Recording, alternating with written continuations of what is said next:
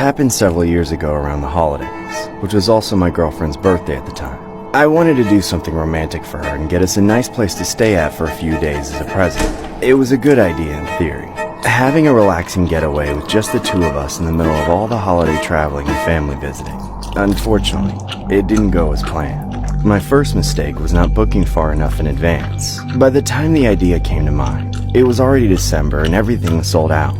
When I didn't have any luck with traditional hotels, I resorted to checking Airbnb. There weren't many Airbnbs available either, but I eventually came across one that was a cottage type, kind of out in the woods. It didn't have a good rating, and the host was this mid-40s decrepit-looking male, but overall he seemed harmless, and it was the only option I had.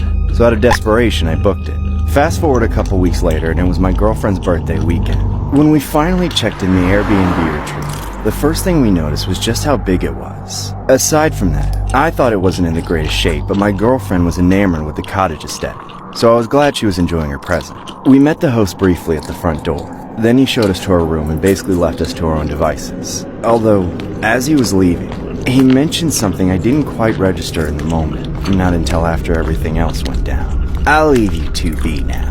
You won't even know I'm here. I'm pretty good at going unnoticed." Thank you.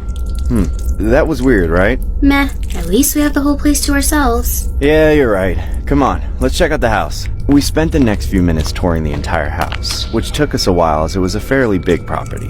Everything was decent enough to my standards, and it seemed like my girlfriend was content with the Airbnb. However, there was one problem that was very unsettling once we noticed it. On all the windows in the house, there were no blinds or curtains of any kind.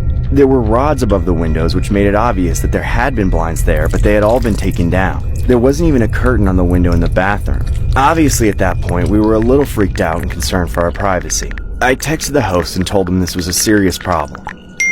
A few seconds later, the host responds back, more or less shrugging it off. He said that we were so far out in the woods that there shouldn't be any chance of a person coming by and trying to look through the windows. And also that with all the tree coverage, none of the windows got very much light anyway. Obviously that wasn't a satisfying response for me or my girlfriend, but we tried our best not to be worried about it so we could be focused on having a good time. We turned in pretty early that night, as we'd had a very long day. Of course, the window in our room didn't have any curtains or blinds either. I remember falling asleep with my eyes half open and looking at the snow coming down outside. For some reason, it was like I was hypnotized by the lack of curtains, and that's when I passed out.